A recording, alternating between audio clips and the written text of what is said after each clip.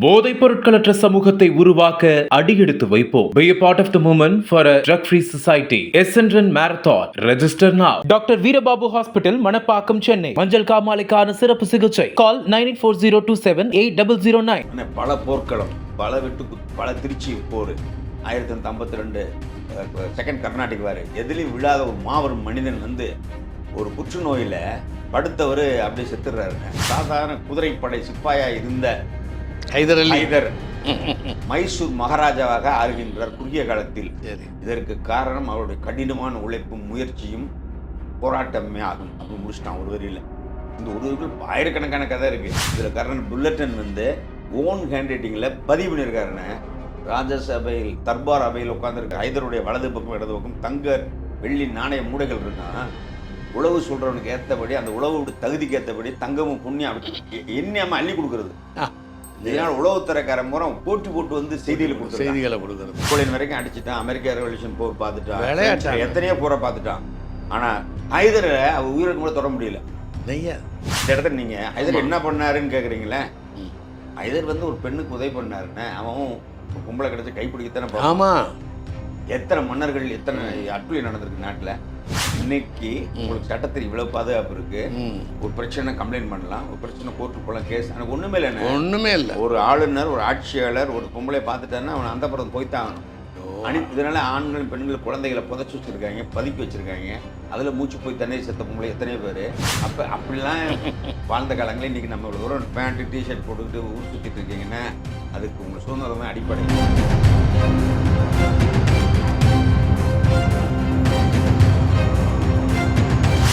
மெட்ராஸில் இங்கே திண்டுக்கல் ஒரு படம், மைசூர் இந்த படம் மூவ் ஆகும் போதுன்னு வர இடையில இருக்கிற ஒவ்வொரு கேம்ப்லேயும் இங்கிலீஷ்காரங்க பூரா டோட்டலாக காலி பண்ணுறாரு. ஈவிரக்கமெல்லாம் கொண்டு வந்துடுறாருன்னா அப்பாவும் சண்டை போடுறாரு, மகனும் சண்டை போடுறாரு. ஹைதரும் துப்பும் சேர்ந்து அடிக்கிறாங்க. இந்த இங்கிலீஷ்காரங்க வெக்கெட் பண்ணுற பொசிஷன் வந்துட்டானுங்கண்ணே. இந்த மீன் டைம் அவர் செத்தவங்க பெரிய பெரிய இங்கிலீஷ்காரங்களே செத்துருக்கானுங்க. இப்போ சித்தூர் பக்கத்தில் ஆந்திரா அப்படியே மைசூர் பெல்ட் பிடிச்சி சித்தூர் பக்கத்தில் வந்து கேம்ப் அடிக்கிறாரு வார்க்களத்தில் ஹைதர் அலி. இதையும் யார் நான் சிலர் சொல்லுவாங்க என்ன இருந்தாலும் பார்த்த மாதிரியே பேசுகிறான்.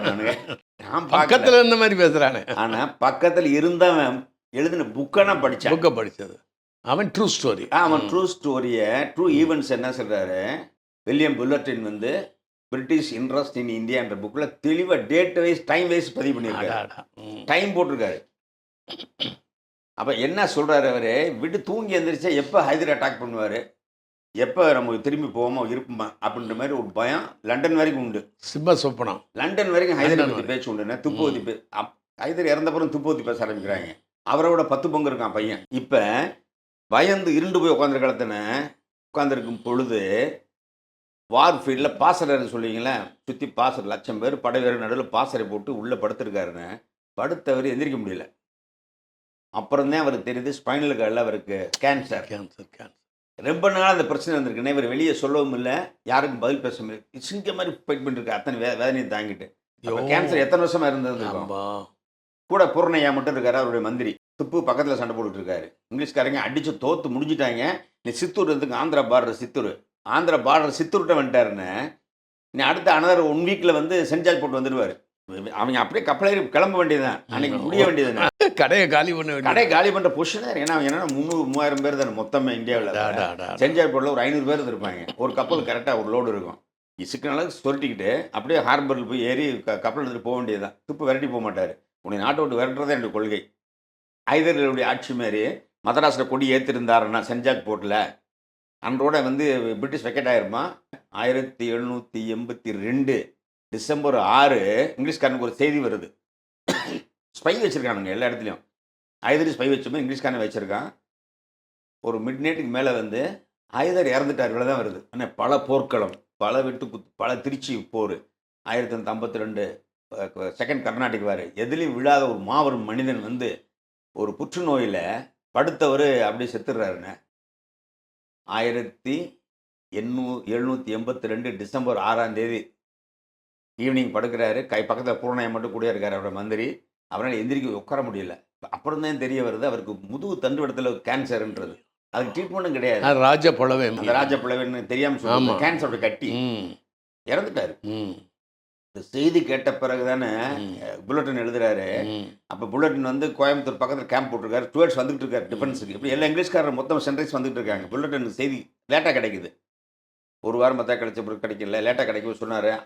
அன்று இரவு தான் நாங்கள் நிம்மதி பெருமிச்சு விட்டோம். என்னங்கடா டேய், கைதறி செத்த அன்னைக்கு தூங்கணும், நிம்மதி பெருமிச்சு விட்டோம். இல்லை என்றால் பிரிட்டிஷ் வெக்கேட் பண்ண வேண்டியிருந்திருக்கும். நல்லடி செத்து மடிஞ்சிருப்போம். இல்லை இந்த நாட்டை விட்டு தப்பி போக வேண்டிய சூழ்நிலைக்கு வந்திருக்கும். ஹைதர் இறந்ததனால் நாம் உயிர் பெற்றோம். இங்கிலீஷ் பிரிட்டிஷ் ஏகாதிபத்தியம் அங்கே தப்பிச்சதுன்னு எழுதுறாரு. அப்பா ஏன்னா ஜெனியூனாக எழுதுறான். ஜெனியூனாக எழுதுறேன், ஓப்பனாக எழுதுறாங்க. இன்னொன்று சொல்கிறாரு, இந்த இடத்துல ஹைதர் அலியை பற்றி சொல்லணும்னு சொல்கிறான். ஹைதர் இறந்துட்டார் செய்தி வந்த பிறகு என்ன நிம்மதி பெருமிச்சு விட்டுட்டோம்னு சொன்ன பிறகு இந்த இடத்துல எழுதுறாரு அவர். அந்த புக்கில் நீங்கள் வாங்கி எப்படிலாம் படிக்கலாம். இந்த இடத்துல நான் ஹைதரை பற்றி சொல்லியே ஆகணும் அப்படின்னு சொல்லிட்டு சொல்கிறாரு. அவர் சொன்னதை நான் உங்களுக்கு சொல்கிறேன். இது எந்த வரலாற்று புக்கிலையும் சரியாக பதியலைன்னு எந்த வரலாற்று ஆசிரியரும் எழுதின இனம், மொழி, மதம் கருதி ஒரு ஹைதரை தூக்கி சொல்லணுமா அப்படின்றக்காக வேண்டி ஒரு முஸ்லீமை தூக்கி சொல்லணுமா, இந்த நாடு அவங்களுக்கு போயிருக்கணுமா, அக்பர் இருக்கும்போது நம்ம அந்த நாட்டில் தானே வாழ்ந்தோம், அவுரங்கசீப் போகும்போது வாழ்ந்தோம். அது மாதிரி ஹைதர் வந்து அந்த பிரீடில் வந்தவர் ஆப்கானியன். அவர் ஆப்கானை சேர்ந்தவர், ஒரு இஸ்லாம் மாணவர், பக்கா ஒரு இஸ்லாம் நெறிகள். அது முகமது நபியோடைய ஊர்ல இருந்து வந்து சொந்தக்காரர், நபியோட ஃபேமிலி ரிலேட்டிவ் சொந்தக்காரர். ஒரு வழியில் நம்ம ஹைதர் திப்பு சுல்தானும் வெரி ஜெனட்டிக்னவங்க. அதாவது ரொம்ப குரானிக்கு படி வாழ்ந்தவங்க. அந்த இடத்த சொல்கிறாருல்ல புல்லட்டின் என்ன எழுதுறாரு அந்த புக்கில், இந்த இடத்த நான் அவசியம் சொல்லியே ஆகணும் பாரபட்சம் இல்லாமல். அப்போ அவர் அந்த காலத்தோடு வாழ்ந்தவர், அவங்க மூஞ்சி நேரில் பார்த்தவர், அவர் எழுதுறது தான் பதிவு. இதை மற்ற வரலாற்று ஆசிரியர்கள் யாரும் பதியலை. இந்த புக்கும் இல்லாட்டி இந்த வரலாறும் தெரியாமல் போயிருக்கும், மறைச்சிருப்பாங்க தெரிஞ்சிருந்தாலும். இதில் ஹிந்து முஸ்லீம் யாருன்னு இருக்கு, எந்த மதமாக ஜாதியாக இருந்துட்டு போகுது. ஒரு போராளின்னு ஆங்கிலேயரை எதிர்த்து போராடின ஒரு மாபெரும் வீரர். அவரை வரலாற்றை மறைக்கிறதுன்னு திரிக்கிறதுல யாருக்கு இந்த லாபம்? இப்போ வாங்க என்ன எழுதுறாருன்னு சொல்கிறேன். எழுதுறாரு, ஒரு சாதாரண குதிரைப்படை சிப்பாயாக இருந்த ஹைதர் மைசூர் மகாராஜாவாக ஆறுகின்றார் குறுகிய காலத்தில். இதற்கு காரணம் அவருடைய கடினமான உழைப்பும் முயற்சியும் போராட்டமே ஆகும் அப்படின்னு முடிச்சிட்டான் ஒரு வரியில். இந்த ஒரு வரிக்குள்ள ஆயிரக்கணக்கான கதை இருக்குது, அது நம்ம தனியாகத்தான் படிக்கணும். அடுத்து எழுதுறாரு, அவர் எப்படி பண்ணார் ஆட்சின்னு சொல்கிறாருன்னு. அவர் ஆட்சியில் வந்துன்னு 400 மைலுக்கும் 500 மைலுக்கான பெர்த்தில் இடம் இருந்திருக்கு. மாதம் வந்து 5 லட்சம் ரூபாய். அப்போ பவுண்டு பவுண்ட் எவ்வளோன்னு பார்த்துங்க, 5 லட்சம் 50 லட்சம் பவுண்ட் 50 லட்சம் பவுண்டு இன்கம் வரக்கூடியது மைசூர் ரிசோர்ஸஸ். அவர் இந்த இடத்துல என்ன பண்ணுறாருன்னு, மைசூருக்காரங்க கூட மைசூரை பற்றி இவ்வளோ டீட்டெயில் எழுதிருக்க மாட்டாங்க. மைசூருடைய நீளம் அகலம் என்ன ஜாகிரபிக்கில் எழுதுறாருன்னு. அதில் எத்தனை ஸ்கொயர் மீட்ரு, அதில் வருட வருமானம் என்ன, நெல் களக்கணக்கு லட்சக்கணக்கான மூடையில் களம், கோடிக்கணக்கான களம்னு அப்போ ஒரு தெரியும் உங்களுக்கு? தெரியும். ஒரு கோடிக்கணக்கான கள நெல் உற்பத்தி ஆகிருக்கு. 50 லட்சம் அன்னைக்கு பவுண்டு, ஸ்டெர்லிங் பவுண்டில் வருமானம். அது மைசூருடைய வருமானம். இத்தனையும் ஹைதர்கிட்ட இருந்திருக்கு. அதோடைய பொண்ணும் பொக்கிஷம் நிறைஞ்சிருக்கின்றாரு. அவர் என்ன சொல்கிறாரு, அவருடைய ஸ்பை வந்து அவர் நாட்டின் ஒவ்வொரு மூளை முடுக்கி இருந்திருக்கானுங்க. உளவுத்துறை அப்பயே உளவுத்துறை கொண்டு வந்திருக்காரு, பெரிய ரா மொசாடு. அதேமாரி அவர் ஹைதர் அலி தன் நாட்டினுடைய ஒவ்வொரு தளபதிகளையும் ஆட்சியாளர்களையும் மக்கள் முக்கியமான பேர் சொல்லி கூப்பிடக்கூடிய அளவுக்கு மெமரி வச்சிருப்பாரான்னு. அதேமாதிரி ஒவ்வொரு அதிகாரிக்கும் ஸ்பை இருப்பாங்களாம். ஒவ்வொரு அதிகாரம் தவறாக செய்தால் மரண தண்டனை வரைக்கும் தண்டனை உண்டு. அப்பா அப்புறம் குடும்பம் குட்டி எல்லாம் சொத்து பறிமுதல் இப்படி போகும். இதனால் அதிகாரிகள் தவறு செய்ய பயந்தனர். மக்களுக்கு நல்லாட்சி கிடைத்தது, மக்கள் சந்தோஷமாக இருந்தாங்கன்னு எழுதுறாரு. ரெண்டாவதுன்னு விளைச்சலில் 5 ஒரு பகுதின்னு கொண்டு வந்து தான் குரானி கோடு. அக்பர் அவுரங்கசீப் காலத்தில் நடந்ததுன்னு விளைச்சலில் எவ்வளோ விளையுதோ உண்மையான விளைச்சல் 5 ஒரு பங்கு எனக்கு மன்னருக்கு, மீது 4 நீ வச்சுக்க, இப்படித்தான் கொடுத்துருக்காரு. அதேமாதிரி கைவினை பொருட்கள் செய்கிறவன் கலை கலாச்சாரத்துக்கெல்லாம் லிபர்ட்டி, மத முடக்கமே கிடையாது. எல்லா மதத்தோடு சேர்ந்து வாழ்ந்துருக்காங்க. அதனால இவர் ஆர்மி எதை வச்சு சொல்கிறாருன்னா, இவர் ஆர்மியில் வந்து ராஜ்புத் இருந்திருக்கான், அதுக்கடுத்து மராட்டியாஸ் இருந்திருக்காங்க, ஹிந்துஸ் இருந்திருக்காங்க. ஏன் தீரன் சின்னமலை அதில் இருந்தார், நம்ம தீரன் சின்னமலை தெரியும், அவரே இந்த படையில் தூக்குடைய படையில் இருந்தவர், கொங்கு படை தளபதி. அப்போ இவரை போய் மத வித்தியாகி உறதுன்னு சொல்கிறது எந்த விதத்தையும் அர்த்தம் வராது. ஏன்னா முறை இஸ்லாம் படம் வைக்கலை, எல்லாம் கலந்த படம் வச்சுருக்காரு. அப்போ எல்லாரும் 3 லட்சம் பேர் எங்கேருந்து வர முடியும்? இதெல்லாம் புல்லட்டின் தெளிவாக கொடுக்குறாருன்னு. அது மட்டும் இல்லை, ஒரு உளவாளி வந்து கரெக்டான உளவு கொடுத்தான்னா, செய்தி கொடுத்தா, அது கொடுக்குற செய்திக்கு ஏற்றபடி தங்கமோ வெள்ளியோ அப்படி கையில் அள்ளி கொடுப்பாராம். எம்ஜிஆர் பாலிசி, கர்நாடக பாலிசி நம்ம படிச்சிருக்கோம் கதைகளில். வரலாற்றில் இது வேற ஆள் சொன்ன கட்டுக்கதைன்னு சொல்லுவான். இதில் புல்லட்டின் வந்து ஓன் ஹேண்ட் ரைட்டிங்கில் பதிவு பண்ணியிருக்காருன்னு. ராஜசபையில் தர்பார் அவையில் உட்கார்ந்துருக்கும் போது திப்பு சுல்தான் இவர் ஹைதருடைய வலது பக்கம் இடது பக்கம் தங்க வெள்ளி நாணய மூடைகள் இருக்கான். உழவு சொல்றவனுக்கு ஏற்றபடி அந்த உழவு தகுதிக்கு ஏற்றபடி தங்கமும் புண்ணியம் எண்ணாம அள்ளி கொடுக்கறது. இதனால் உளவுத்துறைக்காரன் பூரா போட்டி போட்டு வந்து செய்திகளை கொடுக்கறது. அப்போ செய்தி கொடுக்கும்போது நாட்டில் இந்த செய்தியெல்லாம் மன்னருக்கு நம்ம செய்ததெல்லாம் போகணும்னு தெரிஞ்சோம்னா தப்பு செய்வானா? யூடியூப் மாதிரி அன்னைக்கு. இதில் என்ன சூழ்ச்சின்னு ஹைதருக்கு நாட்டு நட விஷயங்கள்லாம் போகுது அப்படின்னு தெரிஞ்சாலும் தப்பு செய்ய மாட்டாங்க அதிகாரி. ஆமாம், செய்ய மாட்டோம். மக்கள் சுபோட்சமாக இருந்திருக்காங்க. நல்லா இதையும் வந்து கர்னல் பதிவு செய்கிறாரு. இன்னொன்று நைட் எவ்வளோ நேரம் ஆனாலும் வந்த செய்திகளுக்கெல்லாம் பதில் எழுதி அதில் சைன் பண்ணி கொடுத்துட்டு தான் என்னைய பெட்டுக்கு போவாருன்னு இதையும் புல்லட்டின் எழுதுறாரு. கலைஞர் மாதிரி சொல்றீங்க. இப்படிப்பட்ட ஒரு வாரியர் அட்மினிஸ்ட்ரேட்டர் பக்கத்தில் எங்களால் ரீச் பண்ணவே முடியலன்றாருன்னு. நாங்கள் நெப்போலியன் வரைக்கும் அடிச்சுட்டோம், அமெரிக்கா ரெவல்யூஷன் போர் பார்த்துட்டோம், எத்தனையோ போரை பார்த்துட்டோம். ஆனால் ஹைதரை அவர் உயிருக்கு கூட தொட முடியல. உயிரோடு இருந்திருந்தால் வெக்கேட் பண்ணுறோம், நோ டவுட்டு. இடத்த காலி பண்ணியிருப்போம், இல்லை பண்ண வச்சிருப்பாரு அப்படின்றது செய்தி. வரலாற்றில் ஏதோ ஒரு மாற்றங்களில் அந்த டிசம்பர் 6ஆம் தேதி அவர் இறந்துட்டாரு அப்படின்னா வரலாறு முடிஞ்சதுன்ட்டான். அடுத்து திப்பு வர்றாரு. திப்பு இதை விட டெரராக ஃபைட் பண்ணுறாருன்னு அப்படிப்பட்ட திப்பு சுல்தானை ஆர்தர் வெல்லஸ்லி கூட்டமாக சுட்டுக் கொள்றாங்க. இங்கே நீங்கள் முடிச்சுக்கணும் கதையை. சிங்கம் பெற்ற சிங்கம்னு சொல்லுவாங்க பார்த்தீங்களா? போய் பார்த்தேன். நீங்கள் இந்த வாள் இடத்த தொட்டுக்கும். இந்த வாள் அவ்வளோ பெருசா? அந்த வாழை பார்க்க முடியல. அந்த வாழை பிரிட்டிஷ் மியூசியத்தில் எங்கே வச்சிருக்காங்க. அப்புறம் வைரத்தால் தங்கத்தால் செஞ்சு அதில் வைரக்கல் பதிச்சு அதில் அந்த இது ரகுமான் அடிக்கடி சொல்லுவாள், எல்லா போலும் இறைவனுக்கு என்ன அந்த வேர்டு அந்த வாழை நம்ம பாப்பது கொடுத்து வைக்கல. பட் வாட்டர் கேட் அவர் இறந்த இடத்த வெல்லஸ்லி கண்டுபிடிச்சி அங்கே ஒரு கல் நடுறாரு. இன்றைக்கும் நீங்கள் ஸ்ரீரங்கப்பட்டினத்துக்கு ஸ்ரீரங்கப்பட்டினம் கோட்டைக்கு போனீங்கன்னா அந்த வாட்டர் கேட்னு ஒன்று இருக்குது. அந்த கேட்டுக்கு முன்னாடி ஒரு இடத்துல எங்கள் கூட்டத்தை கூட ஒரு பாடி கிடந்ததோ அந்த இடத்துல ஒரு கல் நட்டுருக்காரு ஆர்தர் வெல்லஸ்லி. இன்றைக்கி அந்த கல்லும் அந்த நினைவு சின்னமும் அங்கே பொறிக்கப்பட்டிருக்கு. அப்புறம் பாடி அங்கே ஊரில் கொண்டு போய் அவங்க அப்பாவுடைய அடக்கம் பண்ணப்பட்ட இடத்துல ஹைதர் அடக்கம் பண்ண இடத்துல துப்புவும் அடக்கம் பண்ணியிருக்காங்க.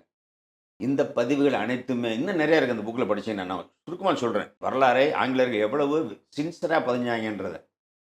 நல்லவங்கள கெட்டவங்க அவங்களும் பதியாட்டி ஹைதரை பற்றியும் துப்புவை பற்றியும். அப்போ அதுக்கு முன்னாடி இருந்தவங்களுக்கு என்ன தெரிஞ்சிருக்கும், இப்போ உங்களுக்கு என்ன தெரியும், தெரிஞ்சுக்கொண்ட அவசியம் என்னன்றானே.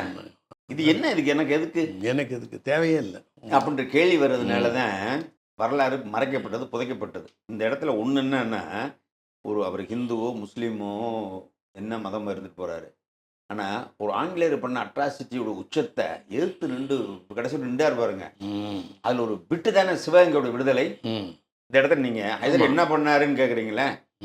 ஹைதர் வந்து ஒரு பெண்ணுக்கு உதவி பண்ணாருன்னு அவன் ஒரு பொம்பளை கிடைச்ச கைப்பிடிக்கத்தானே. ஆமாம், எத்தனை மன்னர்கள் எத்தனை அட்டுழி நடந்திருக்கு நாட்டில்.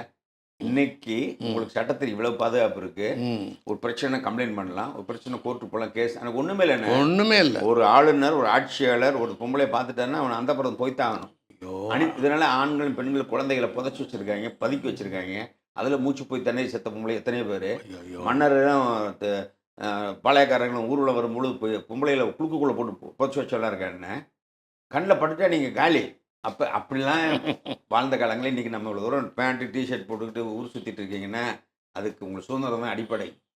திருப்பி சொன்னால் வரலாறு படிங்க இருந்தாலும் சும்மா கத்திக்கிட்டே இருக்கான்னு சொல்லுவாங்க. நான் வரலாறு மட்டும் எல்லாமே படிச்சிருக்கேன். வரலாறு கொஞ்சம் டீட்டெயிலாக படிச்சிருக்கேன். ஏன் அந்த உங்களுக்கு இன்றைக்கி விடிய போட்டு விளையாக்கிட்டு இருக்கேன். வில்லியம் புல்லட்டனுக்கு எனக்கு என்ன சம்பந்தம்? புல்லட்டன் பெரிய போராளி, தளபதி. அவர் வந்து நாட்டை பிடிக்க வந்தார், வரி வசூலித்தார். அவர் வந்து நாட்டில் நடந்த உண்மையை பற்றி ஹைதரை பற்றி சிறப்புகளையும் அவர் தான் பதிவு பண்ணுறாருன்னு சொல்ல வந்தேன். இந்த பதிவு இந்தியாவில் இந்தியர்களும் தமிழர்களும் யாருமே சரியா இல்லை, பண்ணவே இல்லை. அவன் பண்ணிட்டு போயிருக்கான ஒரு இங்கிலீஷ்காரன். அந்த பதிவில் இதை பற்றி பேச முடியுமா? ரைட்டு. இந்த இடத்துல தான் இதே புல்லட்டினை பற்றி சொல்கிறீங்க இல்லைங்க. இதே நீங்கள் இன்னொன்று படிச்சிருப்பீங்க, வரலாற்று தவறான பதிவுன்னு சொன்னால் 1780 வேலுநாச்சியார் சிவகங்கை பிடிச்சிட்டாங்கன்னு ஆட்சிக்கு வந்துட்டாங்க. அதுக்கு பிறகு என்ன ஆச்சுன்னு யாராவது படிச்சிருப்போமா? தெரியுமா வரலாறு? புலித்தேவர் இறந்துட்டார். ஹைதர் அலி அங்கே போனவனு புலித்தேவன் போயிட்டாங்க பாருங்க. ஹைதர் அலியுடைய ஃபெயிலியரில் தான் புலித்தேவருடைய மிஸ் ஆகுது.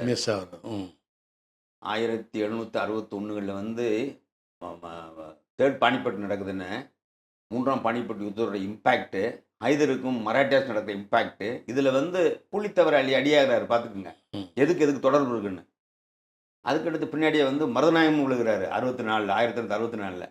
இதுக்கு பிறகு நாடு என்னாச்சு, வரலாறு என்னன்னு யாருக்காவது தெரியுமா? அந்த கண்டினியூட்டி ஆஃப் ஹிஸ்ட்ரி படிக்கணுன்னு அப்போ வரலாறு எத்தனையும் தாண்டி போகுது. ஹைதர் இருந்தார், சிங்க மாதிரி இங்கிலீஷ்காரன் கட்டை கொடுத்தாரு, அவர் விழுந்தார். அடுத்து என்னாச்சு? அவர் மகன் வந்தார், திப்பு தாக்குப்பிடிச்சு சேர்த்துருந்தார். அவர் எத்தனை வருஷம்? கொஞ்சம் நஞ்சம் இல்லைண்ணே, அவர் 1799 மே 4 வரைக்கும் இங்கிலீஷ்காரன் எடுத்து ஃபைட் பண்ணுறாரு. அப்புறம் மே 4 திப்பு விழுகிறாரு. தென் அப்பத்துக்கு வரலாறு என்னாச்சு? மேலே விழுகிறாருன்னு இங்கே வந்து வீரபாண்டிய கட்டபொம்மனுடைய புரட்சி ஸ்டார்ட் ஆகுது. அது வரைக்கும் வீரபாண்டிய கட்டபொம்மனுக்கும் அவங்க அப்பா ஜெகவீர பாண்டியனுக்கும் அவங்க அப்பா பொல்லா பாண்டியனுக்கும் பேக்கிங் இருந்தவர் ஹைதர் அலி. ஏன்னா இவங்களுக்கு இங்கிலீஷ்காரன் எடுத்து ஃபைட் பண்ணுறதுக்கு பணம் வேணும், ஆயுதம் வேணும், ஒரு பேக்கிங் வேணும்ல. யாருமே இல்லாத பொழுது இந்த பாளையக்காரரை எப்படி ஸ்டார்ட் பண்ணுவோம்? பாளையக்காரன் 10, 20, 30 கிராமம் தானே. அவ்வளோதான். மைசூர் பேரரசு முழுசும் தாங்கியிருக்கு. இந்த பக்கம் தூத்துக்குள்ள இந்த டச்சுக்காரருக்கு கொஞ்சம் ஹெல்ப் பண்ணியிருக்காங்க. இதை வச்சு தான் புரட்சி நடந்திருக்கு. அப்போ இந்த வரலாற்றில் இந்த வரலாறு எங்கே தெரியுதுன்றீங்க? பூரா இங்கிலீஷ்காரன் பண்ண பதிவில் இருந்தேன் நம்ம படித்து புரிஞ்சுக்க முடியுது. இந்த பதிவில் வந்து வரலாற்று பாடநூல்களில் யாருமே பதிவு செய்யவில்லை. என்ன இப்படி தான் பழைய எத்தனை படிச்சுட்டு இருக்கேன், அவுடேட்டட் ஹிஸ்ட்ரி தான் புக்கில் இருக்குது. அதையும் நம்ம படிக்கிறது இல்லை. மருதுபாண்டியை பற்றி ஒரு பக்கம் எழுதுனா என்ன சொல்லுவோம்? மருதுபாண்டியன் ஆங்கிலேயருக்கு போரிட்டார்கள், ஆங்கிலேயருக்கு வரி தர மறுத்து போரிட்டு தூக்கிலிடப்பட்டார்கள் தான் நமக்கு வரலாறு. இந்த வரலாறு இது கேள்வியும் கேட்குறாங்க, இதுக்கு மார்க்கும் போடுறாங்க. இது ரைட்டாக தப்பா யோசிச்சு பாருங்க, எவ்வளோ பெரிய தப்பு. வரலாறு கேள்வி கேட்பாங்கண்ணே. மருதுபாண்டியரை பற்றி ஒரு பக்கம் குறிப்பு வரைக்கும் என்ன, மருதுபாண்டிய சிவகங்கை ஆண்டு வந்தார் மன்னர்கள், அவர்கள் ஆங்கிலேயரை எதிர்த்து வரிக்கூட மறுத்து போரிட்டார்கள் அப்படின்னு ஆன்சர் எழுதிடுவான். இதை அடிக்கணும். அநேகமாக இந்த ஆன்சரை அடிச்சுட்டு 0 தான் போடணும். ஏன் தெரியுமா? அப்படிதான் வரி கட்ட மறுத்து போரிட்டார்கள் தான் வரலாற்றில் பதிவு பண்ணியிருக்கீங்க. அந்த பையன் அப்படி படிச்சு எழுதுறான். எழுதுன பிறகு மறந்துடுறான். உண்மை என்ன தெரியுமா? உண்மை எங்கே தெரியுமா போகுது? கர்னல் புல்லட்டன் எழுதின புக்கில் இருக்கு. 1783 அக்டோபர் 2ஆம் தேதி பெரிய மருது வந்து புல்லட்டனை சந்திச்சு பணம் கட்டுறாரு. அப்போ காளையார் கோயில் எப்படி இருந்தது? 40 கிலோமீட்டருக்கு 40 மைல் சுற்றளவுக்கு ஃபாரஸ்ட் ஆம்னா காளையார் கோயில். இன்னைக்கு இருக்கு காளையார் கோயில். கோயில் போயிருக்கீங்களா? போயிருக்கேன். அந்த கோயிலை சுற்றி 40 கிலோமீட்டருக்கு அடர்ந்த காடுன்னு எழுதியிருக்காரு. அந்த காட்டு பகுதியில் கேம்ப் போட்டு உட்காந்துருக்காரு. இவர் எதிர்த்து சண்டை போடுறதுக்கு சின்ன முறை பெரிய முறை தயாராகிட்டு இருக்காங்க. இவர் தூத்து அனுப்புறாரு புல்லட்டன், எங்களை எதிர்த்து சண்டை போட்டீங்கன்னா அழியிறது உறுதி. யாரு புல்லட்டன்? ஆமாம். அவர் எதிர்த்து போனதை எடுத்து அட்டாக் பண்ணல. நான் 2வது மைசூர் வார் நடக்கும்போது கம்பெனிக்கு பணம் தேவைப்படுதுன்னு, பணம் வசூலாகலை, பணம் தேவைப்படுது, ஆயுத சப்ளை எல்லாத்துக்குமே வேலைக்காரன் செத்தவனுக்கு பணம் கொடுக்கணும், சம்பளம் கொடுக்கணும், இவ்வளோ இருக்குன்னு பணம் ஷார்ட்டேஜ். அப்போ புல்லட்டன் சண்டை போட்டுருந்தவர் கூப்பிட்டு நீங்கள் அப்படியே சவுத்தில் போய் கொஞ்சம் பணம் வசூல் பண்ணிட்டு வாங்கன்னு அனுப்புகிறாங்க. அது வரைக்கும் ஒழுங்காக கப்பம் கட்டிக்கிட்டு இருந்த சின்ன முறை பெரிய மருதம் அப்போ அவங்களுக்கு கப்பம் 1.5 லட்சம் ஸ்டார் பக்கோடாஸ் ஆர்கனாவை கட்ட வேண்டியது.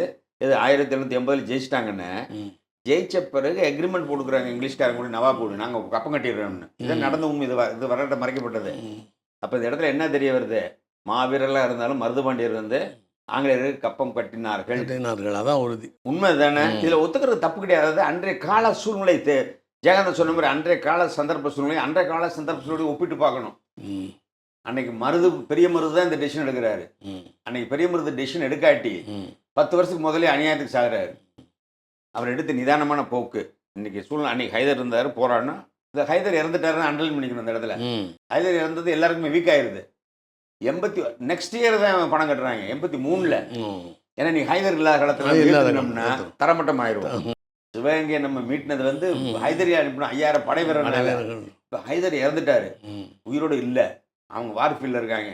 இப்போ நம்ம புல்லட்டை எதிர்த்தோம்னா ஒரே ஃபைன் மணியில் அடிச்சுட்டு போயிடுவானுங்க, தரமட்டம் ஆயிடுவோம். இந்த டயத்தில் இருக்கிறத கொடுத்து சமாதானம் பண்ணிட்டு போகிறது நல்ல புத்திசாலித்தனம். நீ வாய்ப்பு கிடைக்கிறது மீண்டும் நம்ம பார்த்துக்கலாம். அது வரைக்கும் நம்ம இந்த கப்பத்தை கட்டுறதை இதுலேருந்து பெரிய மருது சின்ன மருதுக்கும் வேலுநாச்சியாருக்கும் மனப்பகை உண்டாகுது. இங்கிருந்து டிஃபரன்ஸ் ஆஃப் ஒப்பீனியன் வந்து நீங்கள் என்ன ஆக்ஷன் எடுத்து நீங்கள் என்ன கப்பம் கட்டுறது, நான் ராணி நானா நீயா, இந்த கேள்வி வருது. இங்கேருந்து பிரச்சனை ஸ்டார்ட் ஆகுதுன்னு புல்லட்டன் பதிவு பண்ணுறாரு. ரைட்டா?